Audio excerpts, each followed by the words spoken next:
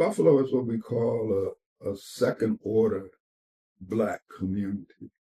It's a Black community that didn't emerge as we know it until after World War II, from 1950 on.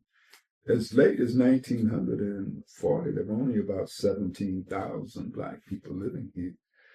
And people talk about a Black community, but that Black community was integrated or shared residential space with the white immigrant community.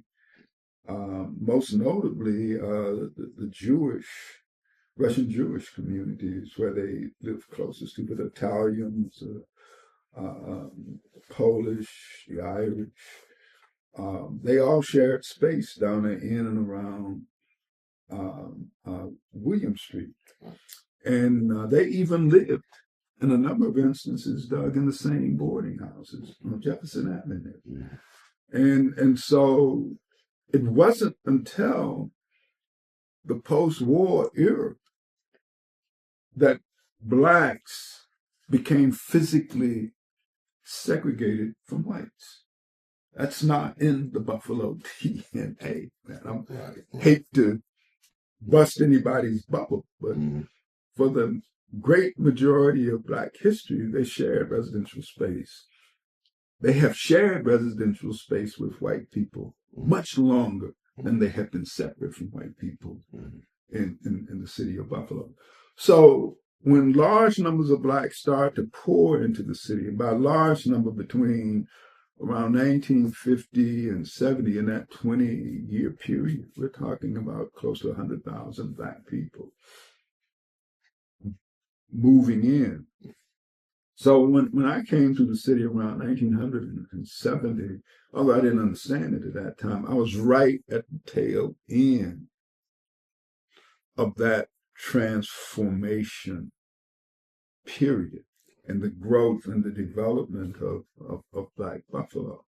So in this moment in time, the center of the Black population shifted from down there in and around William Street, where we built our institutions in proximity to others, up into the Maston area, where Jefferson Avenue, particularly between Best and Ferry, became the heartland of the African American community.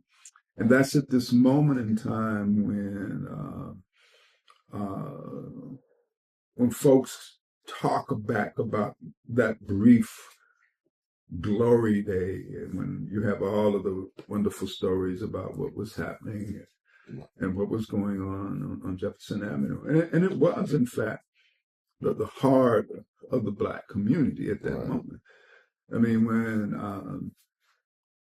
I just got in the city and we wanted to go out to party, you just headed down on Jefferson Avenue. That's where all of the clubs and other types of things. And I didn't even live on the east side at that time. I lived up on the west side. But that's where we would go party into the night, man. And Scotty's Steakhouse was right there, man. And you see a big line of everybody trying to eat before they go home after the night of party. And a lot of night spots, Pinewood. All that stuff was concentrated right in that area because that was where the population was centered. But even at that early period, we could see the danger signs setting in, because that was right at the tail end of the Model Cities program. And from the plans and other types of things that were going on, the plans that they were developing for the medical campus, the kind of expansion plans that they had, the movement of the football stadium away. You knew, and you could see from a study of the changes that were occurring in the economy, that these pieces were altering And you could begin to see how the northern part of the east side was beginning to shift because the population was moving. There was no stabilities at all.